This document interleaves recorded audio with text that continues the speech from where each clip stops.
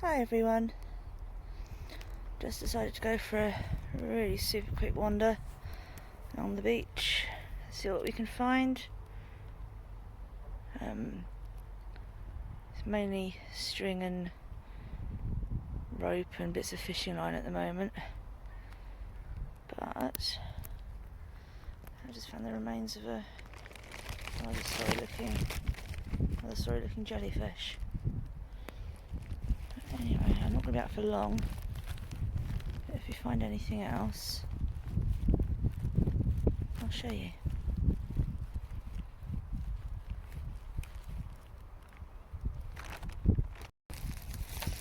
Now, so here's something quite interesting. This is some peat. And over there are some sunken forests. And this has come out of the sunken forest. So what I'm going to do is try and put everything down without everything blowing away. And inside here you can see the plant matter and twigs which are thousands and thousands of years old. If you break that open, you can see in there that would have been the floor of the forest thousands and thousands of years ago. Sometimes you can actually find beetles and stuff in here. I've never found beetles, unfortunately, but there's leaves and plant matter from when this was all above the water.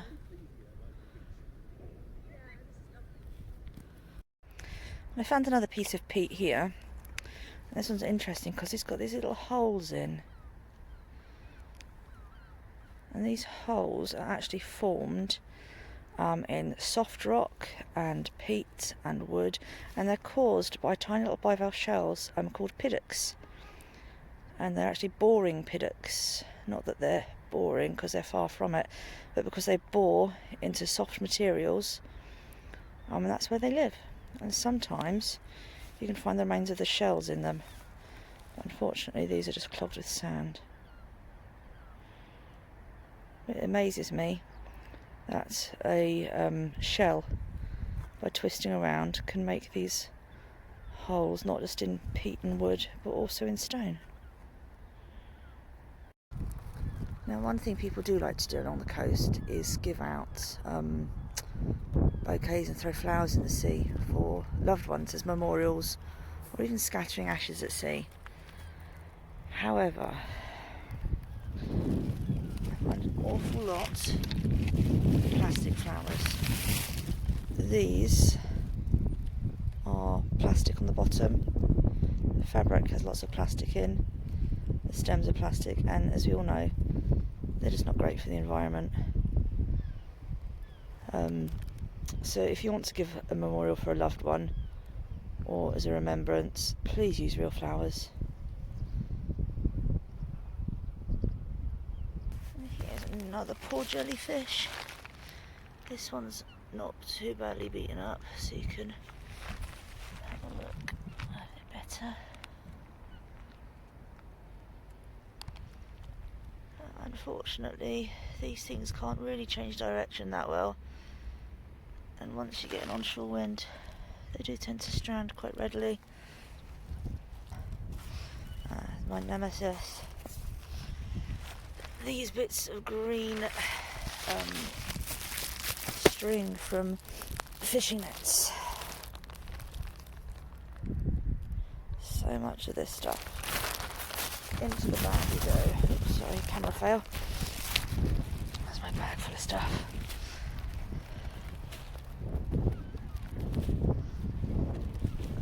And also here you can see fishing line. Picked up an awful lot of fishing line. There's not many big pieces because this is quite a popular beach. People do tend to pick up the big pieces, but the smaller pieces get left behind. So I'll pick up that piece and all the other pieces I see. And the idea is to get around the end of that breakwater over there, because that's where tennis balls tend to wash up, which I like for my dog. And also get lots of egg cases from sharks and rays washing up around there, which of course should be reported to the Shark Trust's The Great Egg Case Hunt. I will put a link down below so you can see what all that's about. And now we have our first egg case, and that is the egg case from a thornback ray. Oh, it's quite dried up. Yes, I'll keep that one there and take it home, and then later on I can photograph all of them and log them with the Shark Trust.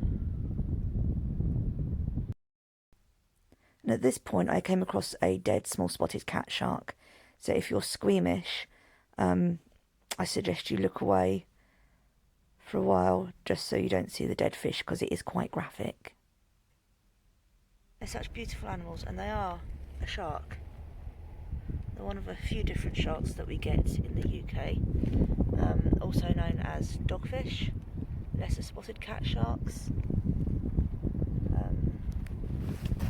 What I'm just going to do, which is a little bit gross for some, drop all my stuff.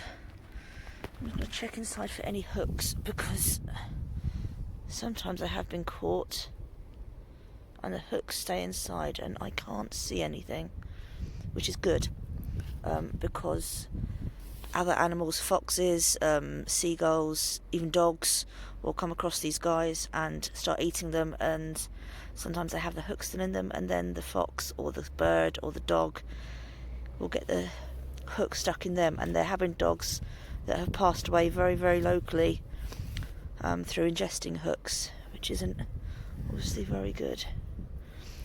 But they're incredible creatures. I mean, look at those markings. And the skin is like, can you hear that? That's the dentricles. The skin is like sandpaper. And there are thousands and thousands of tiny little hooks, which they use to help them glide through the water. And if memory serves me correctly, swimmers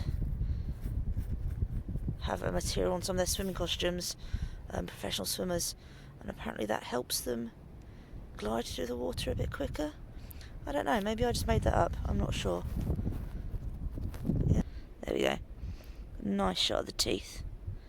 And as with any larger shark, the teeth start in the inside of the mouth, move their way out, and then drop out. And then it's like a conveyor belt of teeth. This is quite interesting. I just picked this up, and it's part of a navigational aid, a compass of some description.